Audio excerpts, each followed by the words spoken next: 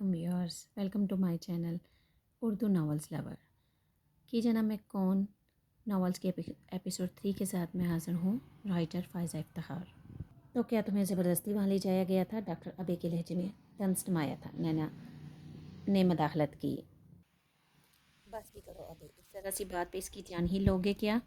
तुमने कभी इससे ऊंची आवाज़ में बात तक नहीं की और आज देखो इसकी रंगत कैसे जर्द हो रही है। वो पहले ही बहुत खौफजदा है। ये खौफ से तब क्यों ना महसूस हुआ जब ये वहाँ गई थी।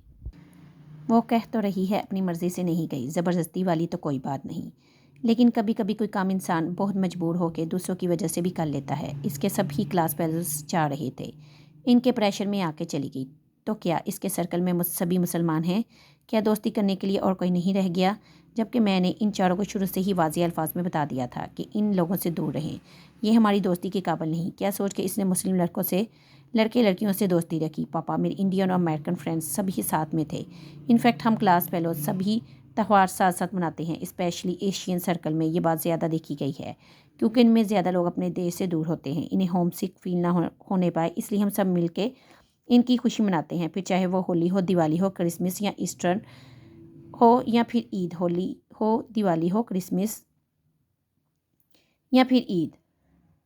ईद नहीं, ईद कभी नहीं। इसने प्रीति के नज़दीक आते हुए एक एक लफ्ज़ पर जोर देते हुए कहा। वो सर झुका के रह गई। ये तुम्हारी पहली गलती थी, उम्मीद है आखिरी भी होगी, वरना आइंदा मेरी जानब से किसी नरमी की तवक्का मत रखना। मैं तुम लोगों को और सब कुछ दे सकता हूँ, हर किस्म की आज़ादी, हर तरह की आसाइशें, तमाम सहूलतें, मगर अपना धर्म बर्शित करने की इजाज़त नहीं दे सकता, मरते दम तक नहीं। वो डुबडुबाई आंखों से डॉक्टर अबे को बाहर निकलता देखती रही, जो शायद ये खबर मिलते ही सिर्फ इसे बासपुरस करने ही कर आया था।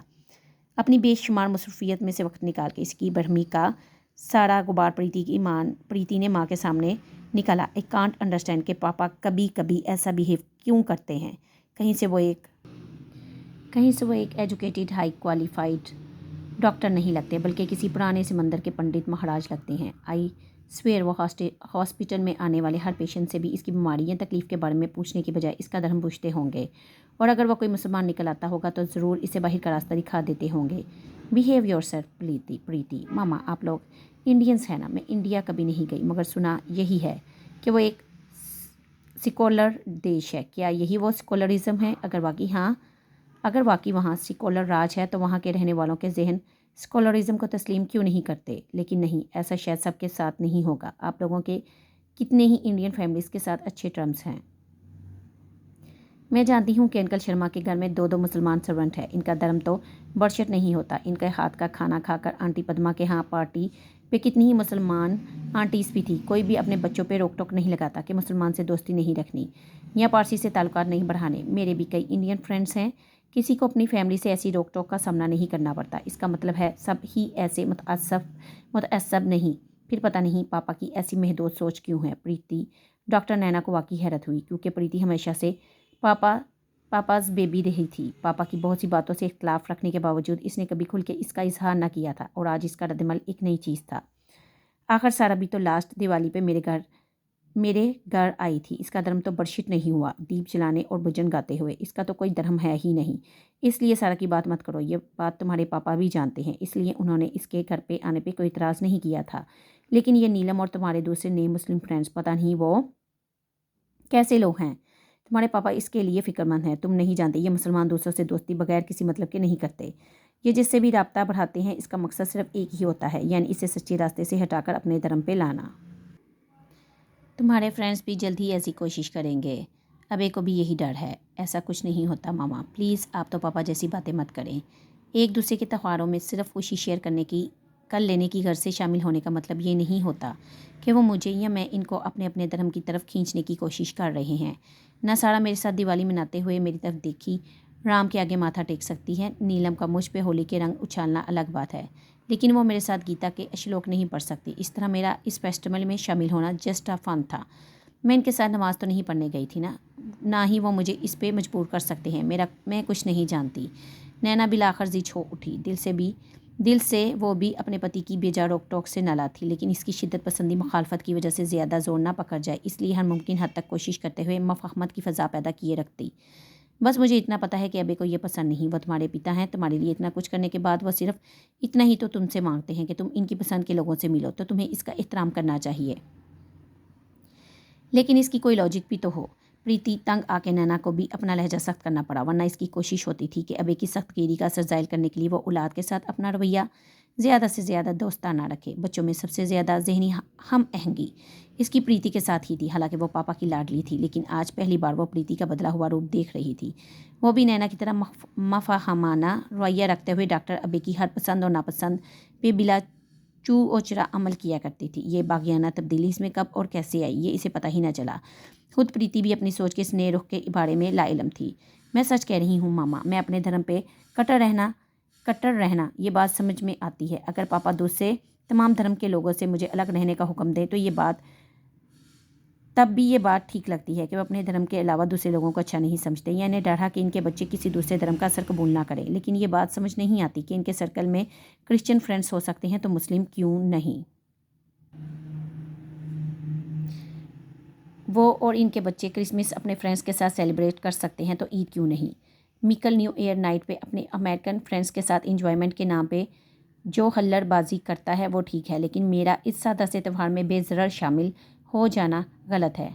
निखल के बारे में अगर पापा को इल्म होता है कि वो कल रात ड्रिंक करके आए हैं, वो हल्की सी सर्जिश करके छोड़ देते हैं। लेकिन इतल के बारे में खबर मिलती है कि वो एक मुस्लिम रेस्टोरेंट में बिरयानी और चिकन तंदूरी खा के आया है तो पापा इसे सबके सामने थप्पड़ मार देते हैं। ये डबल स्टैंडर्ड थिंकिंग नहीं तो और क्या है। सारा और रिचा जब वैलेंटाइन पार्टी में मुझे साथ ले जाने के लिए पापा से परमिशन लेने आई थी, तब मुझे 1% भी उम्मीद ना थी कि पापा के मानने की, लेकिन उन्होंने परमिशन दे दी। वैलेंटाइन डे क्या है, क्या ये हमारे धर्म में है? नहीं ना। फिर हम इसे सेलिब्रेट क्यों करते हैं? क्यों पापा आपके लिए गुलाब लाते हैं और क्यों आप पापा को काट देती हैं? इसलिए ना कि इन बातों से आपके धर्म पे कोई असर नहीं पड़ता। इस तरह ईद फेस्टिवल पे जाना भी मेरे लिए मेरे फ्रेंड्स के साथ एक पार्टी में जाने से ज़्यादा और कुछ नहीं था। इससे धर्म तो क्या, मेरे कल्चर और वैल्यूज़ तक में कोई फ़र्क नहीं पड़ता। वो लोग बहुत सी बातों में हमारे जैसे हैं, स्पेशली पाकिस्तानी मुसलमान। इनसे मैं कोई बुरी बात कैसे सीख सकती हूँ? तो क्या तुम्हारे पापा गलत कहते हैं? येस ही इज़ रॉन्ग, इसने बिला तवक्कफ कहा। Totally wrong. पहले मैं भी आंखें बंद करके इनकी हर बात मान लिया करती थी, चाहे वो मेरी समझ में आए या ना आए। पहले जब उन्होंने मुझ पर रोज़ी डोरा और स्मानथा से ज़्यादा मिलने और स्पेशली इनके घरों में जाने पर पाबंदी लगाई थी तो ये बात भी मेरी समझ में ना आई थी। शायद इसलिए कि तब मैं सिर्फ 10 साल की थी, लेकिन जल्द ही मैं इसकी वजह जान गई जब 1-2 साल बाद मैंने देखा कि वो अब तक मिनी स्कर्ट्स पहन रखी हैं, जबकि मेरी ड्रेसिंग चेंज हो चुकी थी। टीन एज के साथ स्टार्ट में ही उन्होंने डेट पे जाना, डिस्को में वक्त गुजारना और ड्रिंक्स लेना शुरू कर दिया था। तब मैं अपने और इनके दरमियानी फ़र्क को जान पाई, और ये भी कि मुझे इनसे दूर रखने की वजह क्या थी। बहुत सी इंडियन फैमिलीज़ जिन्होंने ये तकल्लुफ़ नहीं किया, आज इनकी न्यू जनरेशन अमेरिका के रंग में रंग चुकी है, अपना कल्चर और पहचान भूल चुकी है। सिर्फ हम और हमारे जैसे दूसरे लोग अपनी पहचान बाकी रख पाए हैं, और ऐसे में मैं अपनी पाकिस्तानी फ्रेंड के साथ ज़्यादा अच्छा महसूस करती हूँ क्योंकि इनकी इक़दार बिल्कुल हमारी जैसी हैं। यही वजह है मेरे और इनसे करीब होने की। आज तुम्हें इनकी बहुत सी बातें अच्छी लग रही हैं, कल को इनका धर्म भी अच्छा लगने लगेगा। इनकी बहुत सी बातें मुझे इसलिए अच्छी लगती हैं मामा कि मैं इनकी बहुत सी बातों के बारे में जानने लगी हूँ, और वो बिल्कुल हमारी जैसी हैं, लेकिन इनके धर्म के बारे में कुछ नहीं जानती, ना ही वो हमारे जैसा होगा। फिर आपको डर किस बात का है? आप और पापा खुद को इतना गैर महफूज समझते हैं। तुमसे किसने कहा कि हम खुद को गैर महफूज समझते हैं? डॉक्टर नैना की आवाज़ बुलंद हो गई। तुम्हें महफूज रखने की कोशिश का मतलब ये है कि तुम अब हम पे ऐसे इल्ज़ाम लगाओगी, लेकिन आप हम लोगों को किससे महफूज रखना चाहती हैं? हम यहाँ के मकामी लोगों से ताल्लुकात कायम नहीं कर सकते कि वो हमसे यकसर मुख्तलिफ हैं, आज़ाद हैं, बेरख रवि, लेकिन जिनका कल्चर और मॉरल वैल्यूज़ हमसे मेल खाती हैं। इनसे भी हम नहीं मिल सकते कि आपको हमारे धर्म बर्शित होने का ख़तरा है। फॉरगेट से मामा, कोई यूं ही अपने धर्म से नहीं फिर जाता। कभी कभी ऐसा भी हो जाया करता है प्रीति, तुम इन मुसलमानों को नहीं जानती। ये दूसरों को बहला फुसला के इस हद तक मजबूर कर देते हैं कि वो ओ कम ऑन मामा, मैं कोई दूध पीती बच्ची नहीं हूँ, बल्कि कोई भी शख्स महज किसी के बहलावे फुसलाने में आगे आके अपना धर्म नहीं बदलता। हाँ, अगर कोई ऐसा करता है तो इसकी कोई ख़ास वजह होती होगी। मेरे पास ऐसी कोई वजह नहीं। मैं अपने धर्म और संस्कारों से पूरी तरह मुतमिन हूँ, इतनी ही जितनी कि आप और पापा। आप बताइए कि आपके पास कभी अपना धर्म बदलने की कोई वजह होगी? शट अप प्रीति। आखिर नैना के सब्र का पैमाना लबरेज हो गया। हालांकि वो बड़ी मुतहम्मिल मजाज औरत थी, प्रीति को भी एहसास हुआ कि वो आज ज़रूरत से ज़्यादा बोल रही है। फॉरगेट इट मामा, पता नहीं हम ये बेकार की बहस क्यों कर रहे हैं। आई एम सॉरी अगर मैंने ऐसा कुछ कह दिया जो मुझे नहीं कहना चाहिए। इनफैक्ट मैं आपको सिर्फ ये समझाना चाहती थी कि अपने इतने सालों की तरबियत पे आपको पापा को इत्मीनान होना चाहिए। आपने हमें उंगली पकड़ के चलना सिखाया है। हम अब इस उम्र तक आगे हैं जब आपके बताए हुए रास्ते पे खुद निजूत आगे बढ़ सकें। इसके बाद भी अगर आप समझते हैं कि हम में अच्छे और बुरे की तमीज़ नहीं रही और कोई भी बआसानी आपके बच्चों को बुड़गला सकता है, तो प्लीज़ मेरी आप दोनों से रिक्वेस्ट है कि आप हमें लेकर यहाँ मत रहिए। क्या मतलब है तुम्हारा? मतलब ये कि एक ऐसी जगह, ऐसा मुल्क जहाँ हर जानब से हमारे धर्म और रीत रिवाज को ठेस पहुँचने का ख़तरा हो, वहाँ रहने की ज़रूरत ही क्या है? न्यूयॉर्क के इस कोने में अपना अलग भारत बनाने की बजाय हम भारत ही क्यों नहीं चले जाते? फजूल बातें मत करो प्रीति। डॉक्टर नैना के चेहरे की रंगत एकदम मुतगय्यर हुई। कमाल है, अपनी जन्मभूमि जाने की बात करना फजूल है। इसकी समझ में ये नहीं आता था कि मुकम्मल तौर पर भारतीय माहौल और सोच रखने वाले इसके माता पिता अपने देश भारत जाने के नाम से हिचकिचाते क्यों हैं? भारत हमारी जन्मभूमि नहीं है। नैना ने जल्द ही खुद पे कंट्रोल किया। सो वट, आपकी तो है, हमारे पुरखों की तो है, अब वहाँ हमारा कोई नहीं रहा। इसकी आवाज़ में मलाल घुल गया। यहाँ भी तो हमारा कोई नहीं। हाँ, दोस्त हैं तो दोस्त तो वहाँ जाके भी बनाए जा सकते हैं। प्रीति, तुम इतनी कच बहस और ज़िद्दी क्यों हो गई हो? पहली तो ऐसी ना थी। वो बेबसी से कह उठी तो प्रीति हकीकतन शर्मसार होकर चुप हो गई। नीलम के लिए तो इसके जीजा जी की पार्टी बड़ी भगवान रही। रीचा ने तबसरा किया। ईद के अगले ही हफ्ते नीलम की मंगनी तय हो जाने की खबर ने सारे ग्रुप में जोशो खरोश पैदा कर दिया था। वो वाहिद थी पूरे ग्रुप में जो अंगेज होने जा रही थी। तुम तीनों मेहमानों की तरह आइन वक्त पे हरगिज़ नहीं आओगी। तुम्हें सुबह ही आना होगा और सारा दिन मेरे साथ गुजारना होगा। रियली, मैं अभी से नर्वस हो रही हूँ। डोंट वरी यार, हम तीनों तुम्हें सुबह आके जगाएंगे, बल्कि मैं तो पार्लर भी तुम्हारे साथ जाऊँगी। रीचा ने अपनी अजाफी खिदमात पेश की और प्रीति सोच में पड़ गई कि अभी तो ईद वाला वाक़या ठंडा नहीं हुआ।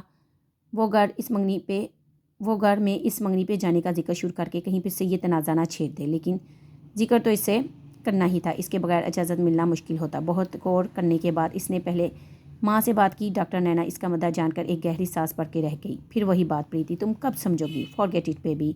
अब एक कभी इसकी परमिशन नहीं देगा और ईद वाले वाक़े के बाद तो हरगिज़ नहीं। क्या ऐसा नहीं हो सकता कि हम इन्हें नीलम के बारे में ना बताएं? इस तजवीज़ पे नैना ने पलट के ऐसी नज़रों से देखा कि वह शर्मिंदा हो गई। आई मीन, इन्हें सिर्फ ये बताया जाए कि मैं अपनी किसी XYZ फ्रेंड की एंगेजमेंट में जा रही हूँ। इस XYZ का नाम तो भले ज़रूर जानना चाहेगा। अजय अबे ज़रूर जानना चाहेगा और अब और भी महतात हो चुका है। पहले वो तुम पे आंखें बंद करके इत्मीनान करता था, अब मिक्कल और निखल की तरह वो तुम पे भी नज़र रखने लगा है। इसलिए तुम अपने पापा को धोखा देने का ख्याल दिल से निकाल दो। बिलीव मी, मैं इन्हें धोखा नहीं देना चाहती। हाँ, मैं एक झूठ बोल रही हूँ, लेकिन आपको बता के कि मैं किसी बॉयफ्रेंड के साथ भाग नहीं रही। अपनी एक फ्रेंड की खुशी में शामिल होना चाहती हूँ ताकि इसका दिल ना टूटे। प्लीज़ मम्मा, ये मेरी इज्जत का भी सवाल है। हमारा सारा ग्रुप वहाँ होगा। मैं अपने ना होने का क्या रीज़न बताऊँगी? I promise. इसके बाद मैं आहिस्ता आहिस्ता पापा की ख्वाहिश के मुताबिक अपने मुस्लिम फ्रेंड से कम ताल्लुक़ रखना शुरू कर दूँगी। अब एकदम से कैसे? वो क्या सोचेंगे? वैसे भी ये मेरा लास्ट सेमेस्टर है। इसके बाद हम कहाँ और वो कहाँ। Okay, I will try. नाचार नैना ने इसकी मदद का वादा कर लिया। तुम्हारी दोस्त की मंगनी, डॉक्टर अबे हैरत से कह के रह गया। इसका नवाला बनाता हाथ भी वहीं रुक गया। डॉक्टर नैना ने अचंभे से इसका रद्दमल देखा। इसमें इतना हैरान होने वाली क्या बात है? क्या लड़कियों की मंगनी नहीं हुआ करती, या फिर प्रीति की किसी दोस्त की मंगनी नहीं हो सकती? मैं हैरान इस बात पे हूँ कि हमारी प्रीति अब इतनी बड़ी हो गई कि कल तक इसकी फ्रेंड की बर्थडे पार्टीज़ हुआ करती थी जिनमें जाने की ये परमिशन लिया करती थी, और आज मंगनी, कल शादी। वो खुशदिली से हंस दिया था। इसका मतलब है अब हमारी प्रीति भी ब्याह के लायक हो गई है। इसने मुस्कुराते हुए नैना की जानब देखा। इसने भी ताईदी अंदाज में सर खिलाया। प्रीति को न जाने की दोनों की मुस्कुराहट में उलझन सी महसूस हुई। प्लीज़ पापा बताइए ना, मैं चली जाऊँ। इसने मुझे पूरे दिन के लिए बुलाया है। वो अंदर ही अंदर डर भी रही थी पापा के इसकी सहेली का नाम ना पूछ लें। अगरचे वो झूठ बोलने का इरादा कर चुकी थी, लेकिन दिल में एक खालिस हिंदुस्तानी नाम भी सोच रखा था, और फिर भी अंदर का चोर घबराहट में मुब्तला कर रहा था। लेकिन अबे का ध्यान बढ़ चुका था। वो नए सूझे इस ख्याल से पूरी तरह लुत्फ़अंदोज़ हो रहा था। यानी अब हमारी रातों की नींद भी उड़ जानी चाहिए। क्यों नायना, क्या ख्याल है? तैयारी कर लें कन्यादान की। तैयारी क्या ख्याल है? तैयारी कर लें कन्यादान की। बड़ी देर से ख्याल आया तुम्हें अबे, वरना मैं तो बहुत पहले से ही इस बारे में फ़िक्रमंद थी। दरअसल तुमने प्रीति को हमेशा से एक बच्ची की तरह ट्रीट किया है, इसलिए तुम्हें ये हकीकत जानने में कुछ वक्त लगा। हाँ शायद, और अब भी ये ख्याल आती ही मेरे दिल को कुछ होने लगा है। वो उदास होने लगा तो मिकल ने माहौल को खुशगवार करना चाहा। कम ऑन मामा, हम प्रीति की बुराई नहीं करेंगे। इसके लिए घर जमाई ढूंढ लेते हैं। ऑफ कोर्स, आखिर हमारी एक ही तो बहन है। निखल ने भी तायद की। Please stop it. मैं क्या बात करने आई थी और आप सब ने ये क्या जिक्र छेड़ दिया? प्रीति झुंझला गई। मत तंग करो मेरी बेटी को। नैना ने बेटों को सर्जिश की। ओके बेटा, यू मे गो। या तो अबे बाकी कुछ रोज़ पहले वाली प्रीति की गलती माफ़ कर चुका था, या इस गुफ्तगू ने इसे बुला दिया था। और थैंक्स पापा। इसके टेबल से उठ जाने के बाद नैना ने फिर से वही मौजू छेड़ दिया। शुक्र है भगवान का तुम्हें भी बेटी के जवान होने का एहसास हुआ। अब कम से कम मैं इसके हाथ पीले करने की फ़िक्र में अकेली नहीं हूँ। Good God. मामा ने तो टिपिकल इंडियन फिल्म्स की लाचार और बेबस माँ वाले डायलॉग बोलने शुरू कर दिए हैं। इसके बेटे ने ताकत का इजहार करते प्रीति के पीछे ही बाहर निकल गए। इसमें इतना ज़्यादा फिक्रमंद होने वाली कौन सी बात है नैना? बेटी का मामला है अबे, और हम अपने देश से बहुत दूर अपने एक अलग संसार बना के बैठे हैं। ना देश हमारा है ना ये समाज। रिश्ता ढूंढने निकलोगे तो पता चलेगा कि ये कितना मुश्किल काम है। हमारी प्रीति में किस बात की कमी है? वो सुंदर है, पढ़ी लिखी है, अच्छे परिवार से है। कमी हमारी प्रीति में नहीं है, कमी अच्छे लड़कों की है। आज अगर हम अपने देश में होते, अपनी साथ बरादरी के बीच, अपने परिवार के साथ, तो यही काम जो आजकल मुश्किल लग रहा है कितना आसान होता। तुम खुद सोचो, यहाँ कितने हिंदुस्तानी परिवार हैं और इनमें से कितनों को हम जानते हैं, और जिनको हम जानते हैं इनमें कितने हमारी ज़ात के हैं, क्योंकि तुम बरहम ज़ात के अलावा तो किसी को जमाई नहीं बनाओगे। और अगर भगवान की करिया से ऐसा परिवार मिल भी गया तो पता नहीं लड़का कैसा हो। ज़रूरी तो नहीं कि वो ब्रह्म है, तो हमारी तरह उन्होंने भी अमेरिका में रहते हुए अपने संस्कारों और रीत रिवाजों को बाकी रखा होगा। मैंने देखा है कि यहाँ बसने वाले हिंदुस्तानी अपना देश और संस्कृति तो एक तरफ धर्म तक को बुला चुके हैं। जिस बेटी को तुमने 22-23 साल तक धर्म का पालन करना सिखाया, अच्छे संस्कार दिए, फिर अपनी मेहनत से इन पे कायम रहना सिखाया, क्या इसे ऐसे घर में दे दोगे? कहती तो तुम ठीक हो। वो भी सोच में पड़ गया। सभी लोग मांस खाते हैं, मटन चिकन सब चलता ही है इन बराए नाम ब्राह्मणों के घर में। इनकी नई नस्ल से पूजा से कोसों दूर है, और तो और इन्हें गायत्री मंत्र तक नहीं आता। और हमारी प्रीति गीता के सारे श्लोक किस मुदर से गाती है। मैं अपनी ऐसी हीरा सी बेटी ऐसे लोगों में तो दूंगा भी नहीं, लेकिन कोई तो होगा ऐसा जैसे भगवान ने ख़ास तौर हमारी बेटी के लिए बना रखा होगा। इतने बड़े और रंगारंग देश में क्या ऐसा भी एक नौजवान ना होगा नैना जो हमारी प्रीति के लायक हो? क्यों नहीं, ज़रूर होगा। हो सकता है, लेकिन इतने बड़े और रंगारंग देश में इस अकेले नौजवान को ढूंढना कोई आसान काम नहीं। अगर आज हम हिंदुस्तान में होते तो यही काम बेहद आसान होता। हाँ, लेकिन अगर होते तो सारी बात इस अगर ही की तो है शर्मिती जी। वो उदास हो गया। नैना जानती थी कि हिंदुस्तान का जिक्र इसे दुखी कर देता है। यही वजह थी कि वो इस जिक्र से परहेज़ किया करती थी, लेकिन आज जानबूझ के इसने ये जिक्र छेड़ा था और अभी की उदासी भी इससे बाज ना रख सकी। ये अगर भगवान ने हमारे नसीब में लिख तो नहीं दिया, भले हम चाहें तो इसे मिटा सकते हैं, हम भारत वापस जा सकते हैं। बेवकूफ़ी की बातें मत करो नैना, इसने फ़ौरन इसे झिड़क दिया। सब कुछ जानने के बावजूद तुम ऐसी तजवीज़ कैसे पेश कर सकती हो? ये नामुमकिन है। कोई नामुमकिन नहीं। हाँ, मुश्किल ज़रूर लग रहा है हमें। जाहिर है इतने साल यहाँ अलग अलग जीवन बताने के बाद अपने असल की जानब लौटना मुश्किल तो है, लेकिन असल को बुलाया भी तो नहीं जा सकता।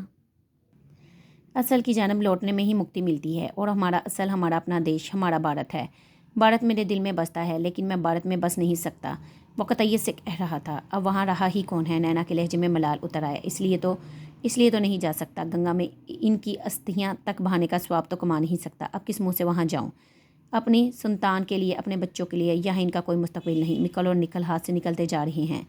जब तक हमारे बस में था इनको किसी तरह काबू में रखा। अब इनकी उम्र ऐसी नहीं कि वो हमारी रोक टोक में आए। वहाँ जाएंगे तो शायद माहौल की तब्दीली इन्हें मज़ीद बिगड़ने का मौका ना दे। ये तुम्हारी गलतफहमी है। वहाँ भी यही मसला है। जवान बच्चों के साथ जिनको हाथ से निकलना होता है वो निकल ही जाते हैं। रोक टोक तो अब किसी देश के नौजवान भी बर्दाश्त नहीं करते। वो किसी तोड़ ना मान रहा था। अच्छा तो चलो प्रीति के लिए ही सही, इसका ब्याह करने के लिए, हमेशा के लिए नहीं तो चंद साल या चंद महीने के लिए, या तब तक जब तक प्रीति के लिए अच्छा बन नहीं मिल जाता। इसका कन्यादान करके हम वापस अमेरिका लौट आएंगे। मुझे एक कोशिश तो करने दो नैना। यहाँ रिश्तों का ऐसा काल भी नहीं पड़ा। मेरे बहुत से जानने वाले हैं। यहाँ न्यूयॉर्क में भी, फ्लोरिडा और कनाडा तक में कहीं ना कहीं बात बन जाएगी। और इससे पहले तुम्हें यह करना है कि एक बार प्रीति से बात कर लो। शायद वो किसी को पसंद करती हो। अगर ऐसा होता तो क्या तुम इसकी पसंद से इसकी शादी करोगे? वो मुस्कुराई। हाँ, अगर इसकी पसंद मेरी पसंद के मुताबिक हुई तो। इसने उंगली उठाते हुए गोया तनबिया की। मैं प्रेम के खिलाफ नहीं हूँ, ये बात तुम अच्छी तरह जानती हो। आखिर हमारी भी तो लव मैरिज है, और हमारी पसंद भी तो तुम्हारे माता पिता की पसंद के मुताबिक नहीं थी। वो बेसख्ता कह उठी। इस बात पे अबे ने इसे जिन नज़रों से देखा वो बुरी तरह नादम हुई।